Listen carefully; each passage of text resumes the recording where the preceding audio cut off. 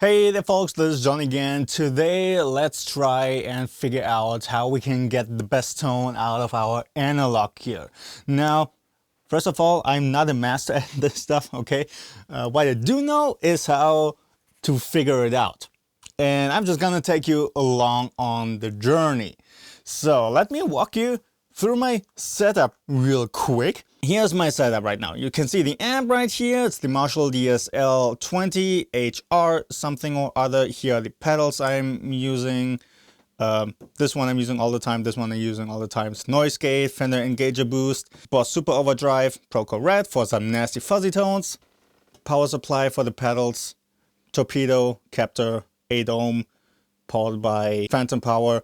And today we are just going to try to figure out how we can get the best out of this setup. So we're going to take the cab, which is all the way over there, out of the equation for today. Okay, so we'll be using impulse responses. And then all of this is also powered by the power conditioner over there. Miking up a cab definitely takes its own video, yeah, because that's also quite some work and fiddling around. So with this setup, here's what that sounds like right now.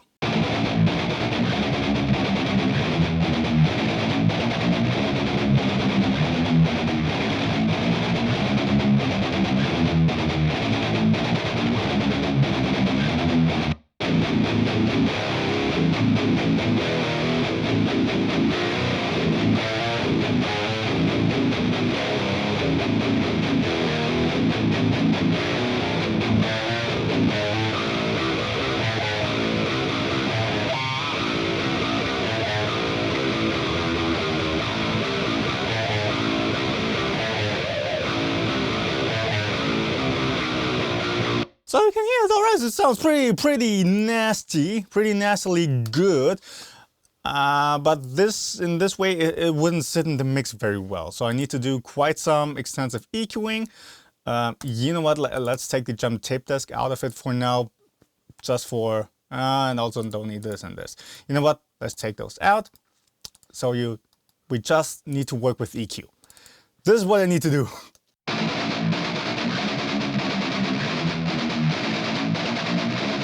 So let me walk you through this step by step. There's a raw tone. You notice it's very low end heavy. And so I suspect I need to turn down the low end even more to sit a little bit better in the mix in the recording. So that is what this thing does. Lowers the low end, raises the upper range. So we already have this tilt and it sounds a bit more balanced.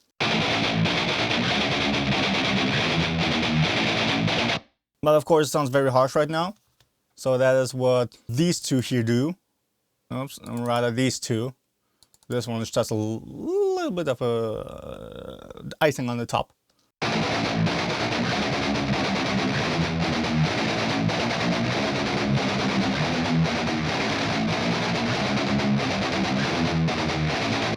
Okay, and then filtering. Here, there's this little bit of resonance. Okay, and then from the Smart EQ itself, there's a little bit of a profile that just makes it a little bit livelier.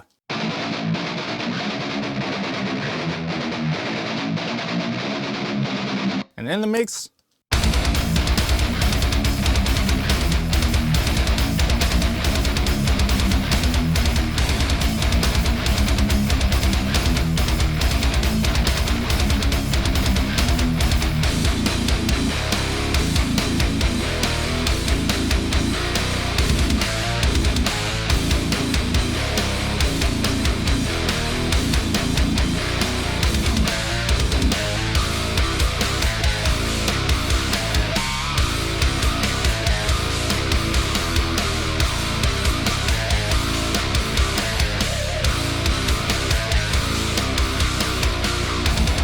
yeah, sounds pretty rad. But now let's fiddle around with this whole stuff a little bit more. Let's add a here. Well, let's put this over here and a marker. And let's call this basic amp EQ. And let's put another marker here and call this perhaps less low end, something like this, and then we're gonna have to re-record everything and compare. So there you already see one kind of negative point about analog stuff. You constantly need to re-record and compare until you get the tone just right. Okay, so here now you can see the settings: reverb all the way down, resonance and presence all the way down. Bass used to be right about here. Let's turn it all the way down, just up again a little bit, because I noticed when you turn it all the way down, there's this little bit of honkiness coming in. Mid stay there, treble stay there, everything else stays the same. This is off, this is off. Fender engager boost, you can see low end is all the way down, treble is all the way up, mids is 3 o'clock, and switch to higher mids instead of lower mids. Adds a little bit more grind, especially for the solo guitar. And trusty noise gate. Okay, let's try this out.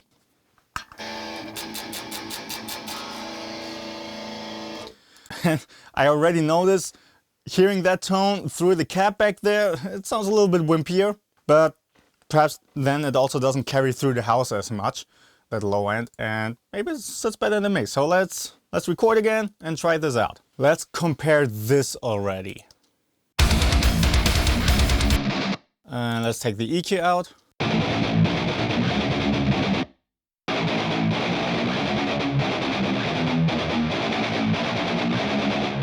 Yep.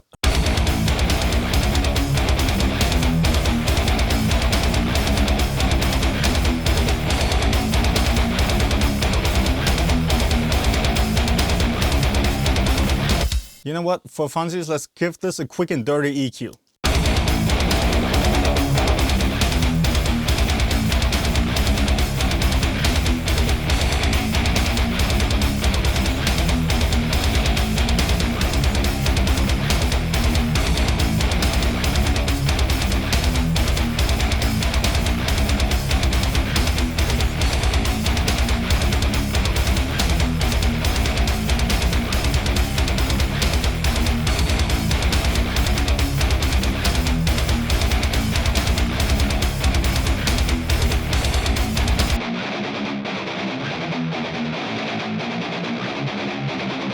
And this, you can see, quickly sits very well in the mix actually.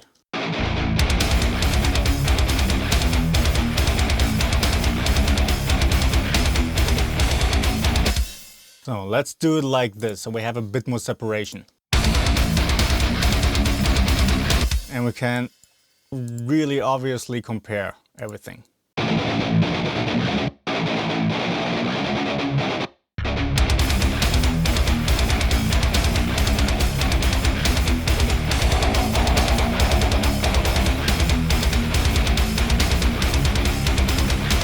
Yeah, see, now with the low end dialed so low, I kind of want to take out that honky mid-range far too much. And that spikiness up there, that's just from the own hammer impulses I'm using right now.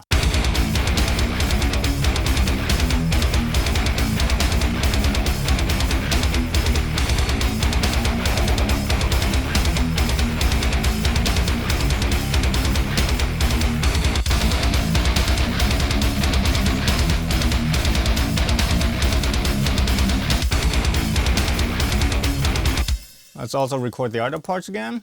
Okay, let's compare these parts.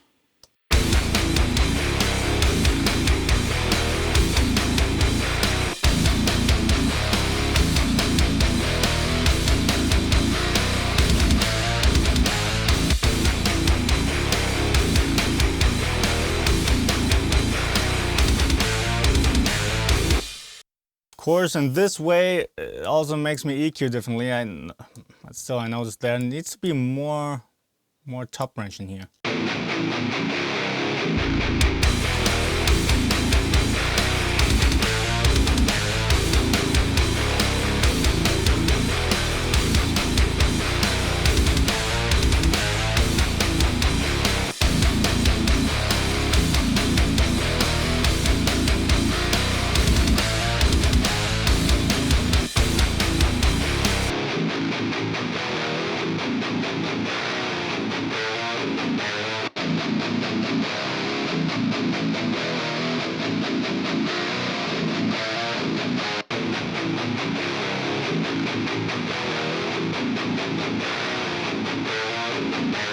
But so far I like this tone a little bit better.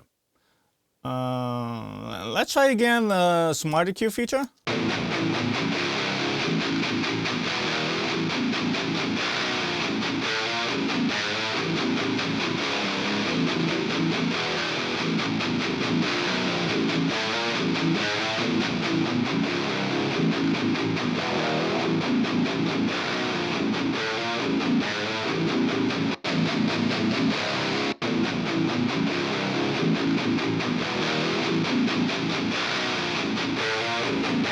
Okay, but let's also record the last part and compare again.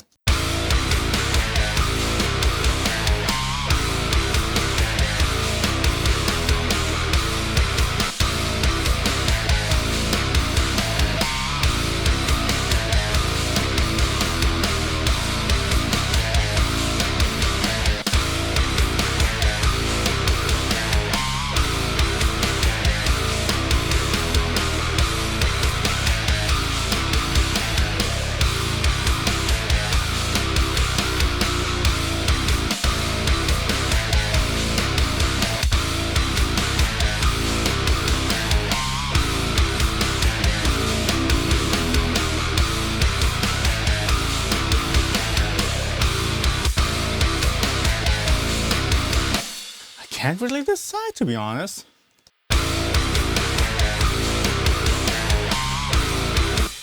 This one sounds a bit clearer, has more note definition, but the other one just has more aggression to it.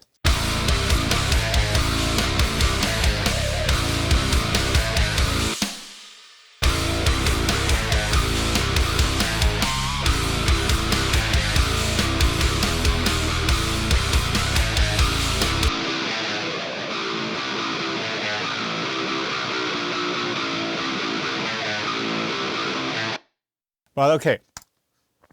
That's that. Now what I want to do as a last part in terms of EQ is I want to raise the presence. More presence. So pretty much everything stays the same, and then we just take the presence up here.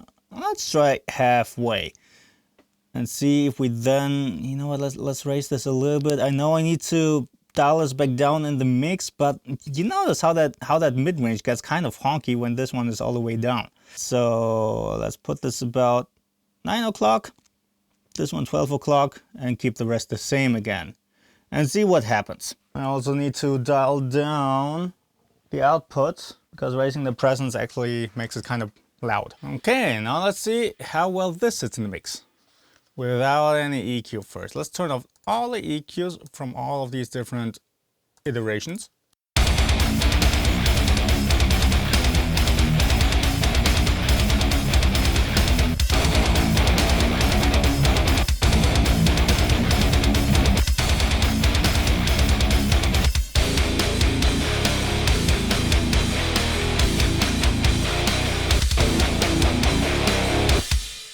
Already noticed the second one is quite a bit louder.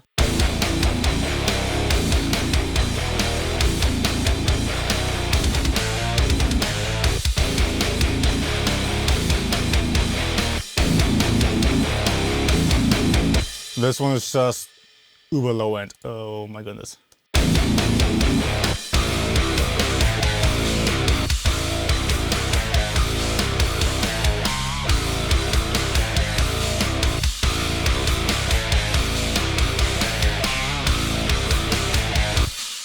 You know what we're going to do now? Take out all of the Smart EQ.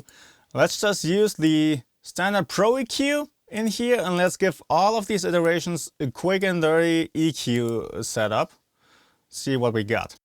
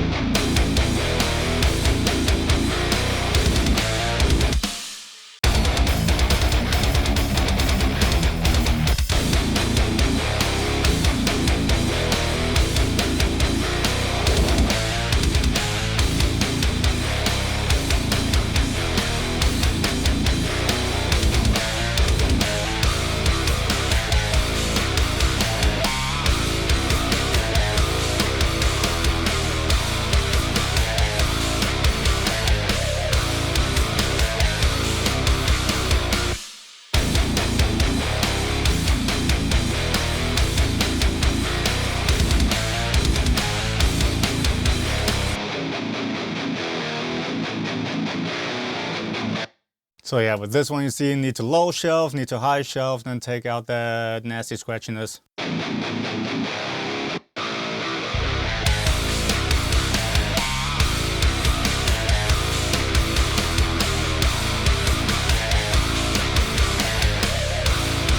Okay, let's do the same for the next one.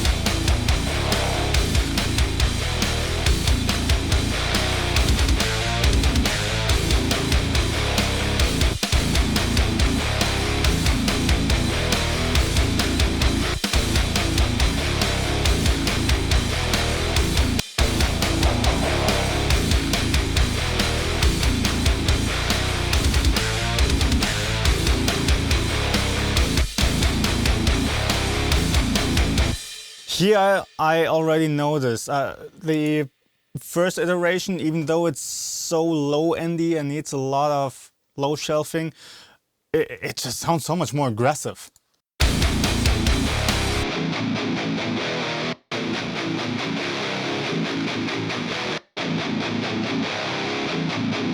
On their own, they don't sound too different, but in the mix, somehow it feels quite different.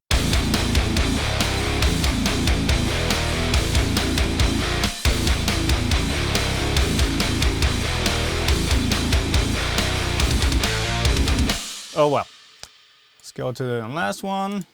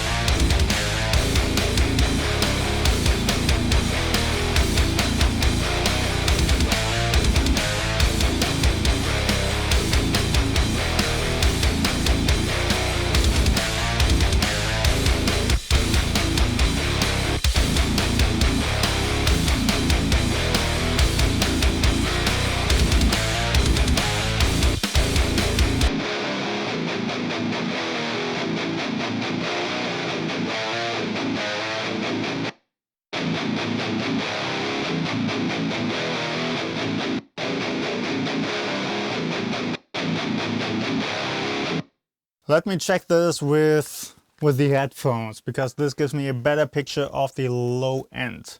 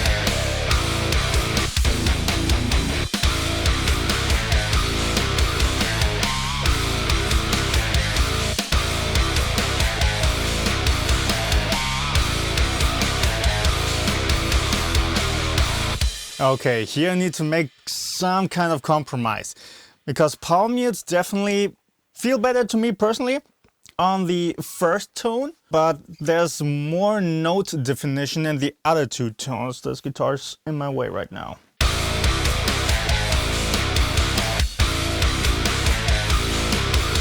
For example, here with these open notes without any palm mutes, you hear a bit more push and girthiness in that lower mid-range. Not honkiness, not mud, it's just the way that the tone feels, the way the amp distorts and whatnot, the way it behaves, feels a little bit better on these other tones.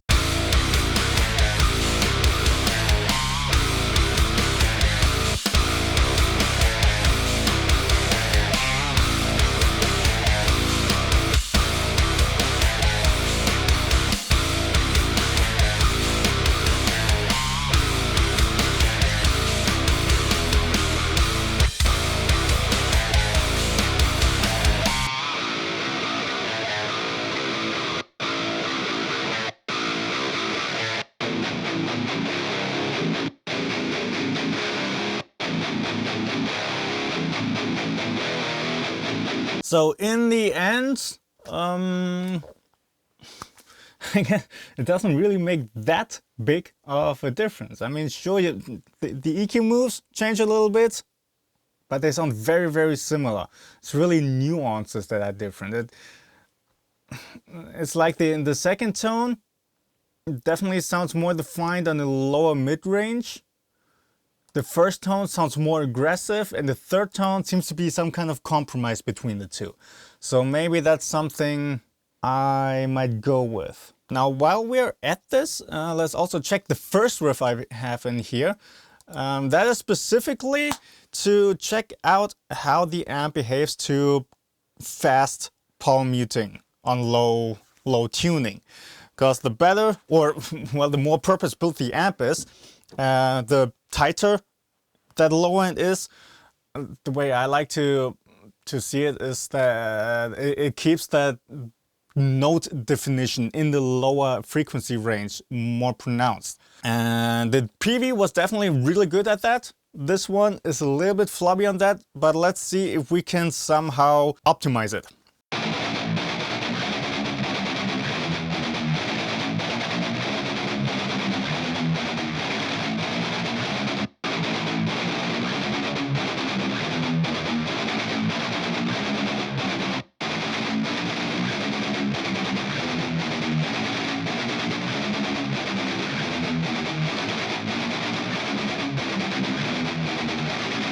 That's also interesting. On the third tone, it actually sounds the best to me. The way you can hear it is when there are these 16 notes playing, the low end kind of decks down a little bit. It doesn't keep that note definition up. And then in that little pause between the 16 note bursts, that low end comes up. And that is more pronounced in the first two tones than in the third tone. In the third tone, it stays a bit more steady, which is what we want.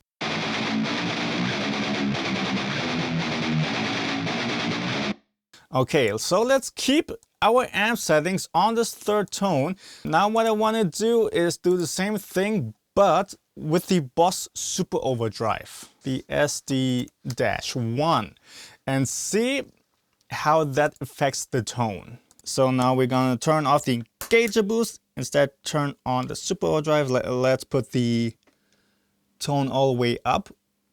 Yep, something like this. And let's see how this works out. The amp settings stay the same.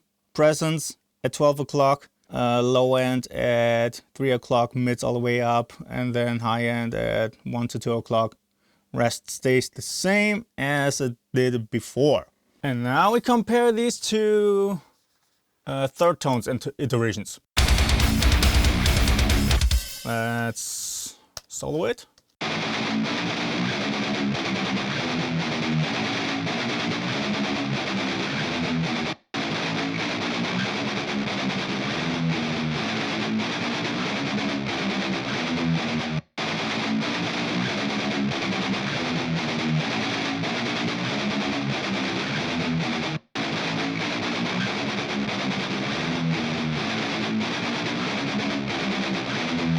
Interesting.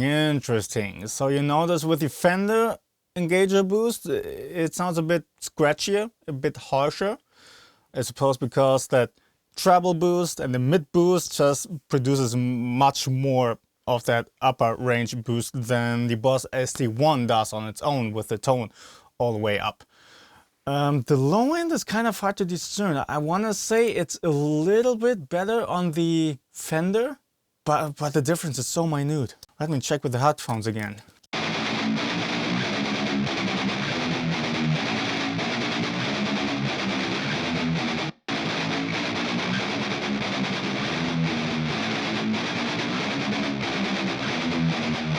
Yeah, it's pretty much the same, I'd say. But you notice, since the Boss SD1 doesn't sound as harsh and scratchy, and the setup, let's see how it actually fits in the mix.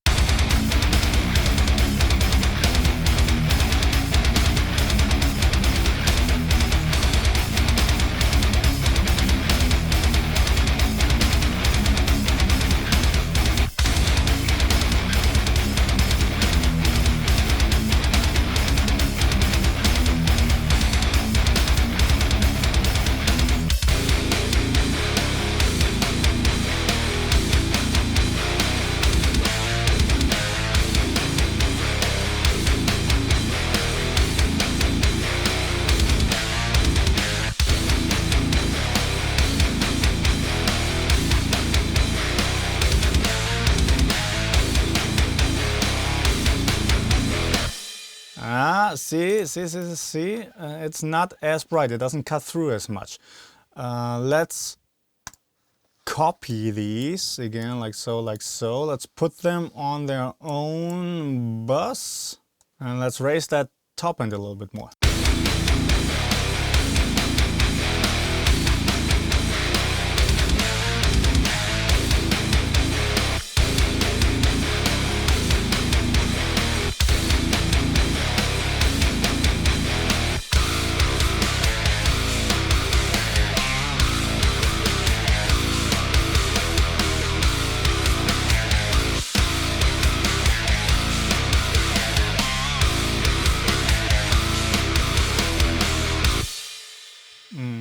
And solo the two again.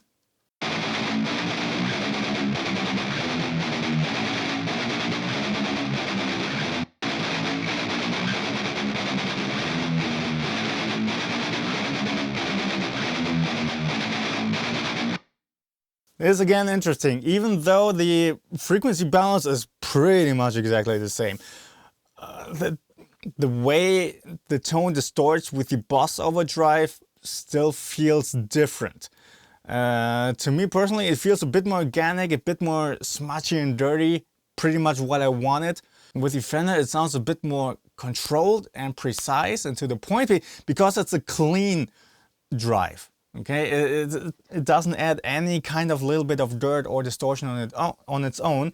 The Boss Super Overdrive does. Even though the gain is all the way down, it adds this little bit of grit to it. And the way it drives, the way it distorts, it just adds this little bit of dirt and smudge in there that I really like. It's not any kind of mud that would make the tone bad or not sit well in the mix. It's just the character of the distortion changes ever so slightly, and I quite like the way it does. So this might be, fellas, my go-to tone here.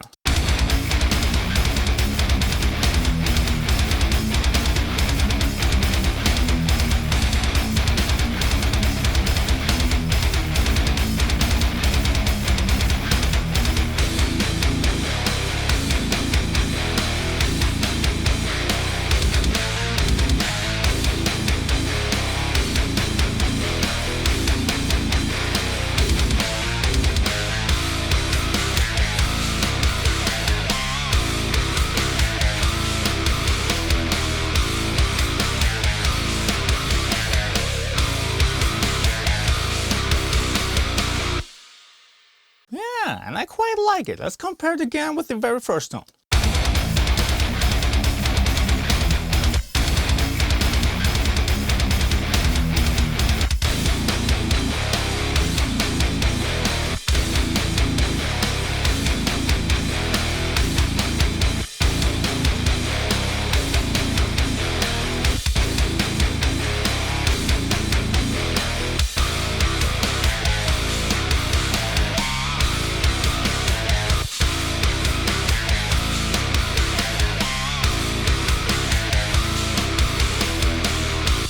Yep, yeah, I do hear an improvement in there.